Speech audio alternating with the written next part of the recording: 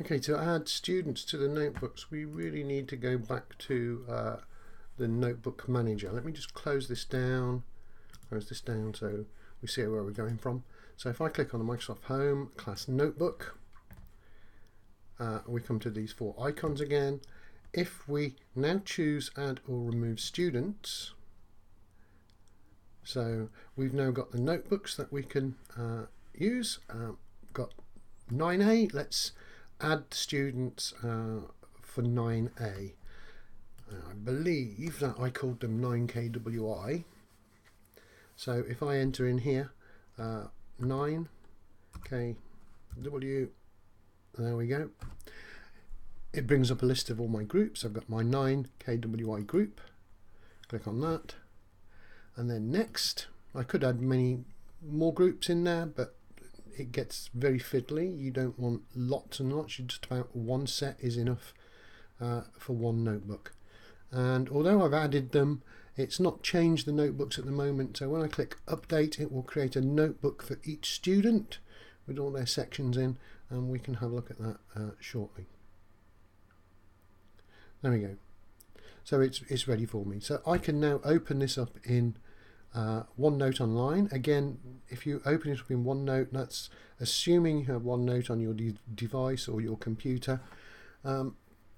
Also for the kids, if they don't have OneNote, it's going to ask them to do they want to buy it? We say no, they don't need to buy anything. Everything works online.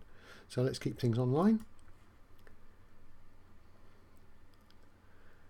So here we go. So here's my computer science notebook for 9A. I've got my two students, being myself and student 1, and if I look inside there, I should have all the folders set up, which is good. And again, that will be duplicated with student 1. All the folders are there.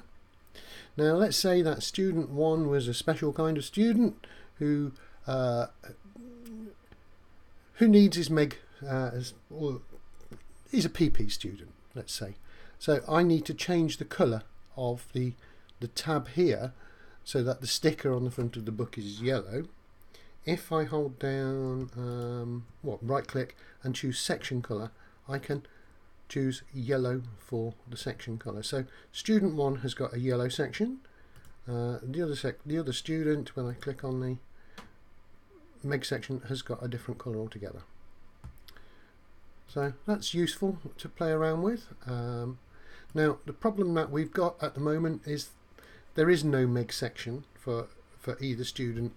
The students will need to copy that, which I'll go through a little bit later on.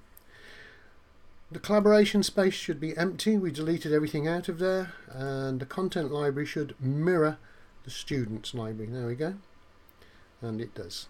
And there in the Meg folder is the Meg table eventually.